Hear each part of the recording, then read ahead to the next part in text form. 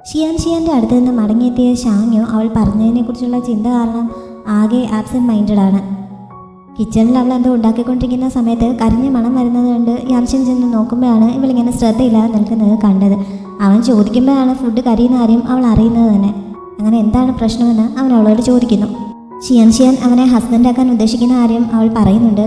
ആൻറ്റിയും അങ്കിളും ഇത് കേട്ടുകൊണ്ട് അങ്ങോട്ടേക്ക് വന്ന് ഷിയാനെ കുറ്റപ്പെടുത്തുന്നു. നല്ല ഒരാളിനെ കണ്ടപ്പോൾ അവൾ അടിച്ചു മാറ്റാൻ നോക്കുകയാണോ എന്നൊക്കെ പറഞ്ഞവർ ഷിയാനെ കുറ്റം പറഞ്ഞപ്പോൾ അതല്ല അവളുടെ ഉദ്ദേശം.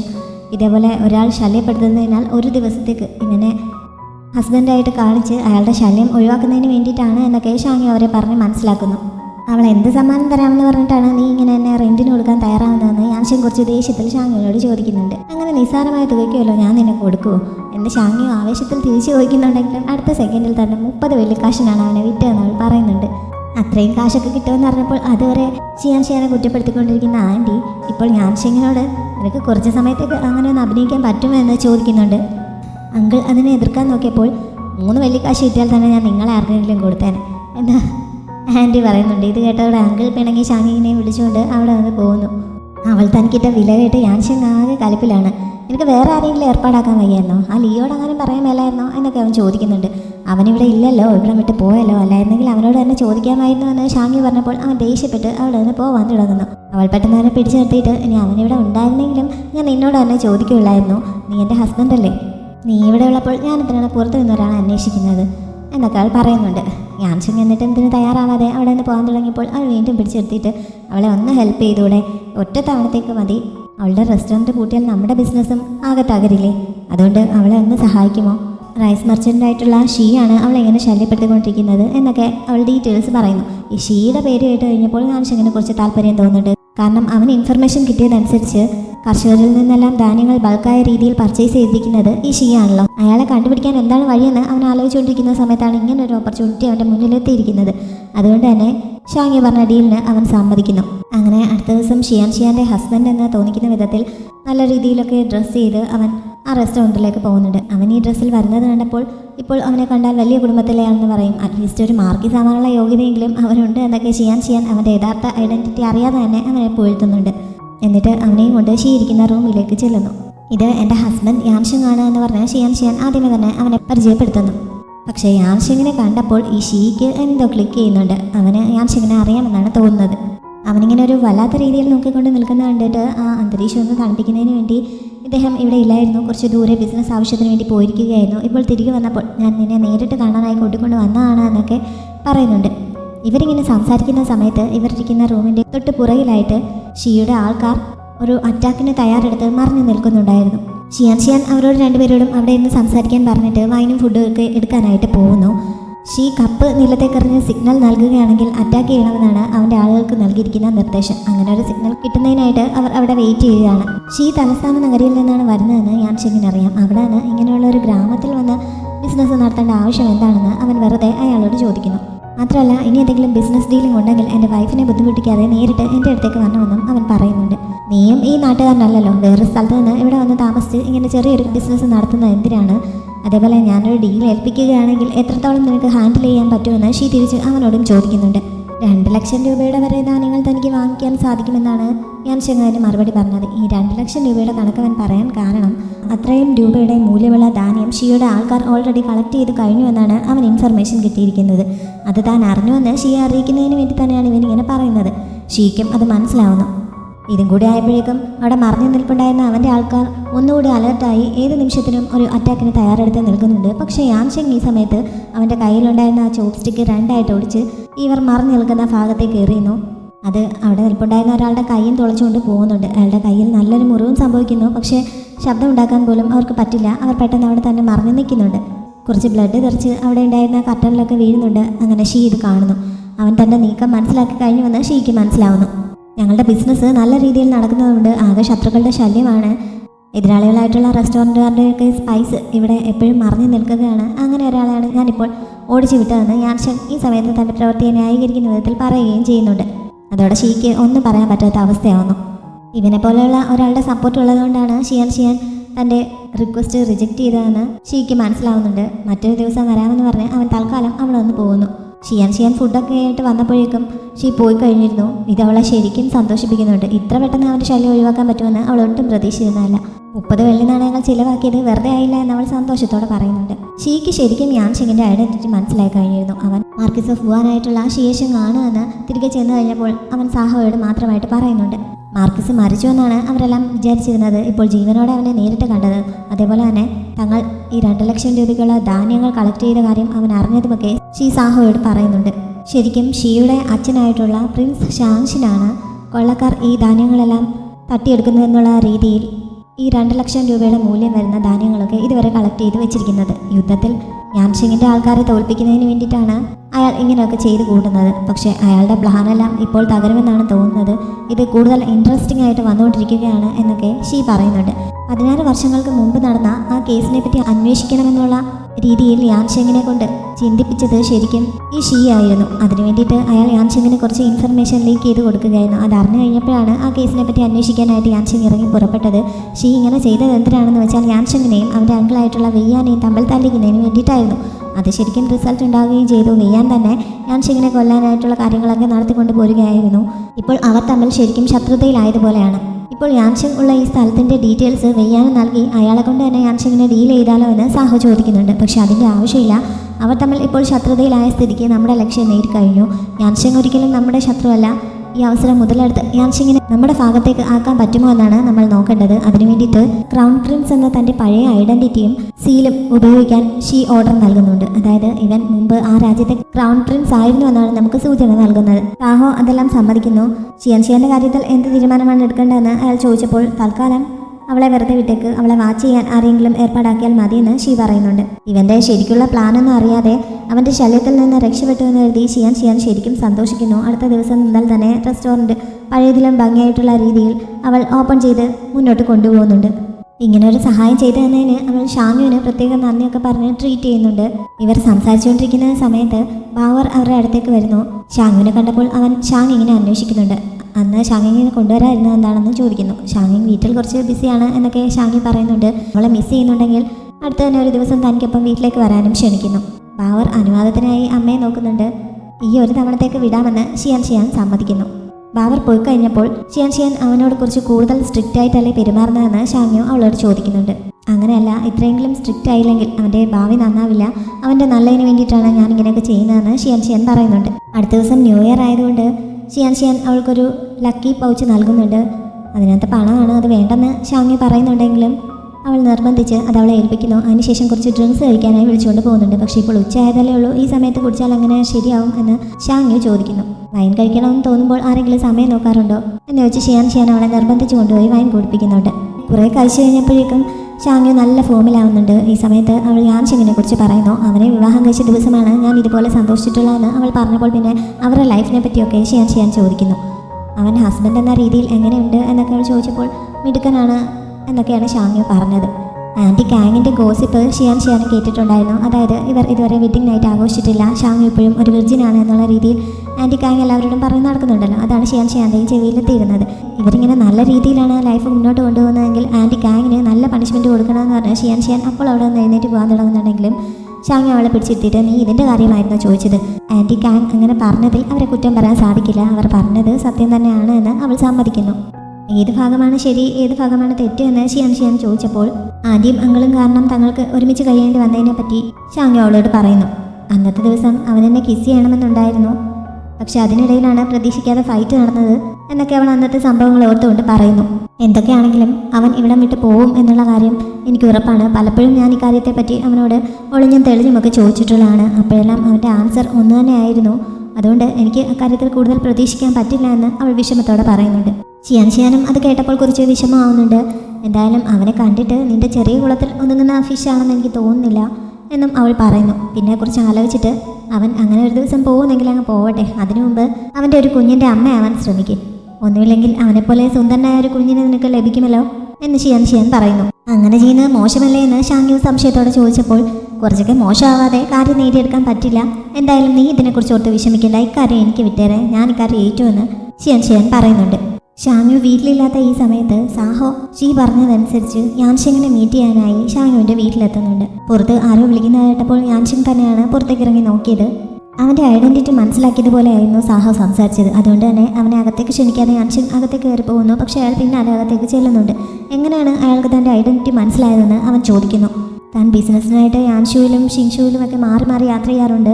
അങ്ങനെ അവനെക്കുറിച്ച് മുമ്പ് അറിയാമായിരുന്നു എന്നാണ് അയാൾ പറഞ്ഞത്. പിന്നെ അവിടേക്ക് വന്നതിൻ്റെ ഉദ്ദേശവും പറയുന്നു. ഷീ പറഞ്ഞതുപോലെ ക്രൗൺ പ്രിൻസിൻ്റെ സീലുമായിട്ടായിരുന്നു അയാൾ വന്നത്. അത് യാൻഷിങ്ങിനെ അയാൾ കാണിക്കുന്നുണ്ട്. 16 വർഷങ്ങൾക്ക് മുമ്പ് കൊട്ടാരത്തിലുണ്ടായ ഒരു തീപിടുത്തത്തിൽ അന്നത്തെ ക്രൗൺ പ്രിൻസ് ആയിരുന്ന ഷെങ്ഡെ കൊല്ലപ്പെട്ടു എന്നാണ് എല്ലാവർക്കും അറിയാവുന്നത്. അന്ന് ആ സംഭവവുമായി കണക്ട് ചെയ്തായിരുന്നു യാൻഷിങ്ങിൻ്റെ അച്ഛൻ്റെ മരണവും. അന്ന് യഥാർത്ഥത്തിൽ സംഭവിച്ചത് എന്താണെന്ന് ആർക്കും അറിയില്ല. അന്നത്തെ കേസിനെ പറ്റി ഇവൻ അന്വേഷിക്കാൻ തുടങ്ങിയപ്പോഴാണ് ഇവൻ്റെ അങ്കിൾ ഇവനെതിരായി തിരിഞ്ഞതെന്ന് അവനറിയാം.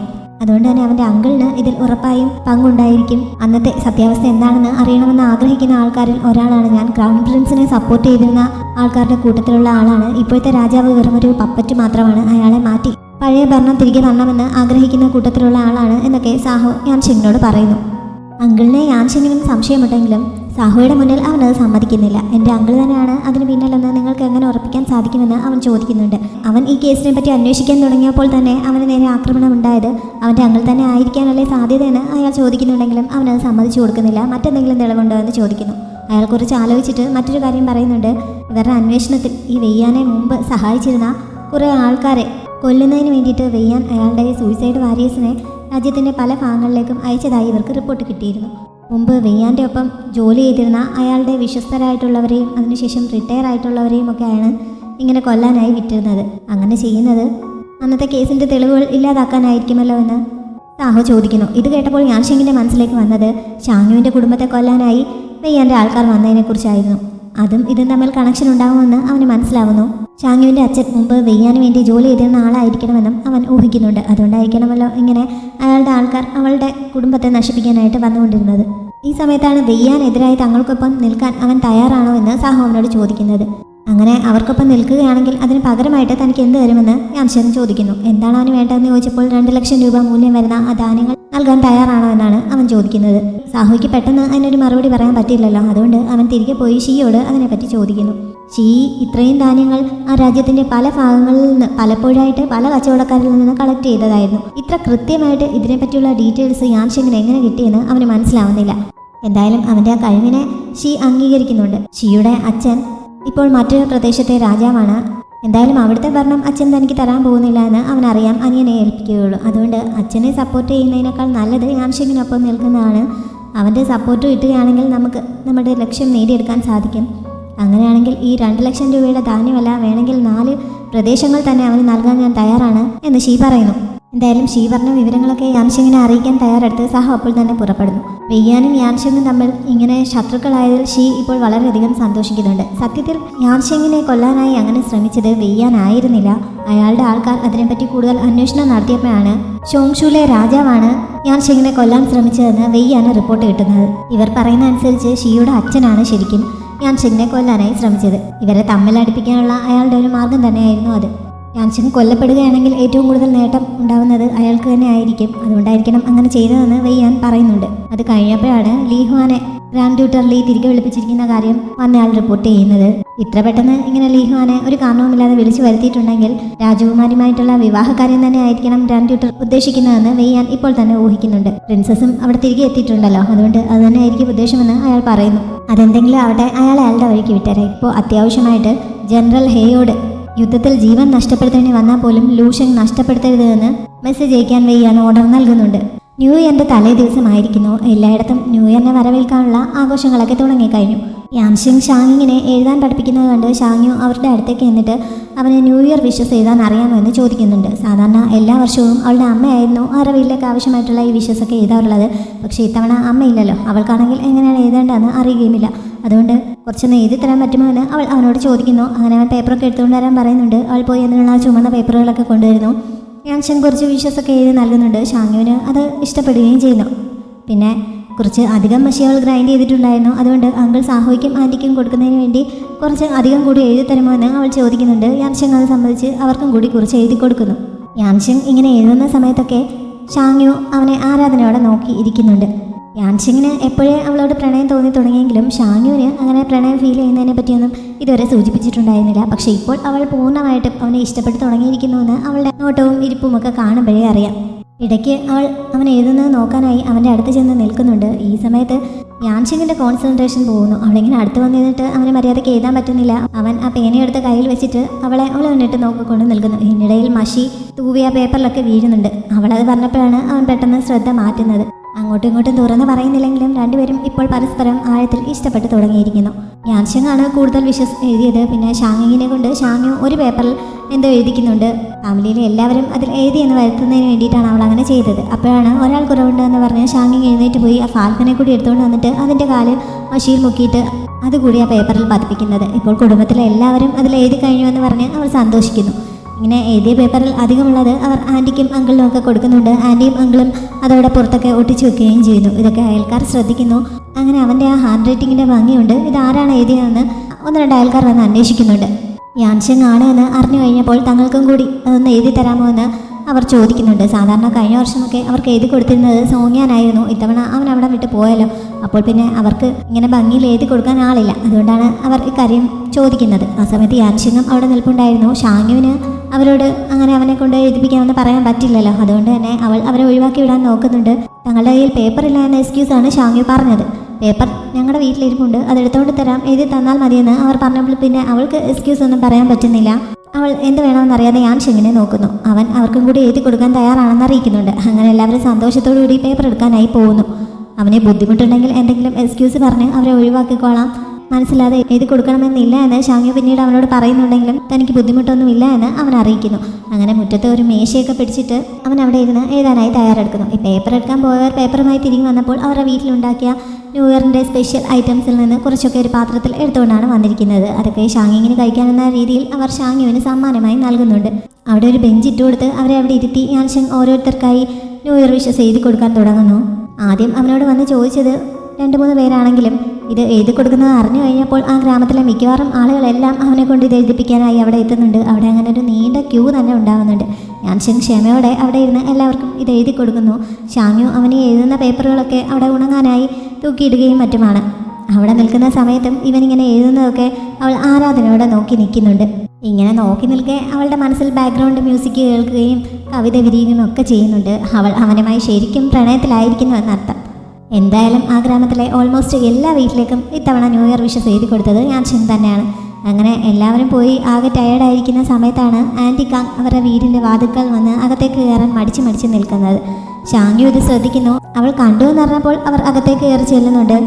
ആദ്യം അവരുടെ വീട്ടിൽ വിഷസൊക്കെ എഴുതിയിരുന്നത് അവരുടെ ചെറുമകനായിരുന്നു. പക്ഷേ അവൻ്റെ എന്തോ സ്വഭാവ ദൂഷ്യം കാരണം അവനെ ഇപ്പോൾ ഫോഴ്സ് ചെയ്ത് ലേബർ ക്യാമ്പിലേക്ക് കൊണ്ടുപോയിരിക്കുകയാണ്. പിന്നെ അതിനുശേഷം സോങ്യാനെ കൊണ്ടായിരുന്നു അവർ വിഷസൊക്കെ എഴുതിപ്പിച്ചിരുന്നത്. ഇപ്പോൾ സോങ്യാനും പോയി കഴിഞ്ഞിരിക്കുന്നു. അതുകൊണ്ട് അവർക്കും ഇത് എഴുതാൻ ആരുമില്ല. അങ്ങനെ പറയുന്നതൊക്കെ കേട്ടപ്പോൾ ഷാങ്ങുവിന് സഹതാപം തോന്നി. അവരോടുള്ള ദേഷ്യമൊക്കെ മറന്നിട്ട് അവൾ അത് എഴുതാനായി വാങ്ങിക്കുന്നുണ്ട്. അവരും അവൾക്ക് ഒരു പാത്രത്തിൽ എന്തോ ഒരു ഗിഫ്റ്റ് കൊണ്ടുവന്നിരുന്നു. അവളത് വാങ്ങി വെക്കുന്നു. യാൻഷിങ് അവരുടെ കയ്യിലുണ്ടായിരുന്ന പേപ്പർ വാങ്ങി അതിൽ അവർക്ക് എന്താണ് എഴുതേണ്ടതെന്ന് ചോദിക്കുന്നുണ്ട്.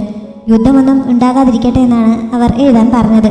കാരണം യുദ്ധം ജനങ്ങൾക്ക് കഷ്ടപ്പാടുണ്ടാക്കുകയല്ലേ ഉള്ളൂ. അവരുടെ വീട്ടിലാണെങ്കിൽ അവരുടെ മക്കളും മരുമക്കളും ഒക്കെ മരിച്ചതാണ്. ആകെ 2 ചെറുമക്കൾ മാത്രമാണ് അവർക്കൊപ്പം താമസിക്കുന്നുണ്ടായിരുന്നത്. അതിൽ ഒരാളെ ഇപ്പോൾ ലേബർ ക്യാമ്പിലേക്ക് കൊണ്ടുപോവുകയും ചെയ്തു. പിന്നെ മുമ്പ് ഷാങ്ങിയുമായി വഴക്കിട്ട ആ പേരക്കുട്ടി മാത്രമാണ് ഇപ്പോൾ അവരുടെ കൂടെ ഉള്ളത്. അതുകൊണ്ട് യുദ്ധമൊന്നുമില്ലാതെ സമാധാനത്തോടെ ജീവിക്കാൻ കഴിയണം എന്നുള്ള ആഗ്രഹമാണ് അവർ പറയുന്നത്. യാൻഷിങ് അതേപോലെ എഴുതി കൊടുക്കുന്നു. ഷാങ്ങുവിന് പൊതുവെ അവരോട് ദേഷ്യമാണെങ്കിലും ഇതൊക്കെ കേട്ട് കഴിഞ്ഞപ്പോൾ അവൾക്ക് കുറച്ച് സിമ്പതിയൊക്കെ തോന്നുന്നുണ്ട്. പ്രിൻസസ് കൊട്ടാരത്തിൽ തിരിച്ചെത്തിയിരിക്കുന്നു. അവിടെ വന്നിട്ട് അവൾ ആദ്യമായിട്ട് അവളുടെ അമ്മയെ കാണാനായി ചെല്ലുകയാണ്. എന്തിനാണ് ഇത്ര അത്യാവശ്യമായിട്ട് ഇപ്പോൾ തിരികെ വിളിപ്പിച്ചതെന്ന് അവൾ ചോദിക്കുന്നു. ന്യൂ ഇയർ ആയതുകൊണ്ട് കുടുംബാംഗങ്ങളെല്ലാവരും ഒരുമിച്ചിരിക്കണമെന്ന് അമ്മമാർ ആഗ്രഹിക്കുന്നത് തെറ്റാണോ എന്നാണ് രാജ്ഞി ചോദിച്ചത്. പിന്നെ ലീഹുവാനുമായിട്ടുള്ള വിവാഹ കാര്യത്തെക്കുറിച്ച് അവർ സംസാരിക്കുന്നുണ്ട്. മുമ്പ് ഈ പ്രിൻസസിനെയാണ് യാൻഷിങ്ങിന് വിവാഹം ആലോചിച്ച് വെച്ചിരുന്നത്. ഇവർ ജനിച്ച സമയത്ത് തന്നെ ഇവരുടെ വിവാഹം തീരുമാനിച്ചു വെച്ചിരുന്നതാണ്. പക്ഷേ ഇവൾക്ക് യാൻഷിങ്ങിനെ അങ്ങനെ ഒരു ഭർത്താവിൻ്റെ സ്ഥാനത്ത് കാണാൻ പറ്റില്ല. കുട്ടിക്കാലം മുതലേ ഒരു സഹോദരൻ്റെ സ്ഥാനത്താണ് അവനെ കണ്ടിരിക്കുന്നത്. അതിന് മാറ്റാൻ പറ്റില്ല എന്ന് പറഞ്ഞ് ഇവൾ ഈ വിവാഹത്തിന് എതിർത്ത് നിന്നിരുന്നതായിരുന്നു. ഇപ്പോൾ പിന്നെ അവൻ മരിച്ചു എന്നാണല്ലോ എല്ലാവരും കരുതിയിരിക്കുന്നത്. അതുകൊണ്ട് ഇനി ഇവൾക്ക് മറ്റൊരു ഭർത്താവിനെ കണ്ടെത്തിയേ പറ്റുകയുള്ളൂ. ലീഹ്വാൻ ഇപ്പോൾ ഇവിടെ എത്തിയിട്ടുണ്ട്. അതുകൊണ്ട് അവനുമായിട്ട് ഒരു ബ്ലൈൻഡ് ഡേറ്റിന് പോകണം. അതിനുള്ള ദിവസം അറേഞ്ച് ചെയ്തിട്ടുണ്ട് എന്ന് അമ്മ അവളെ അറിയിക്കുന്നു. പക്ഷേ പ്രിൻസസ് ഇതിനെ ശക്തമായി എതിർക്കുന്നുണ്ട്. അവൾക്ക് സുന്നിനോടാണ് ഇഷ്ടം, സുന്നിനെ വിവാഹം കഴിക്കാനാണ് താല്പര്യമെന്നൊക്കെ അമ്മയ്ക്ക് അറിയാമല്ലോ. അതുകൊണ്ട് തന്നെ നീ ആ ആഗ്രഹം മനസ്സിൽ വയ്ക്കേണ്ട.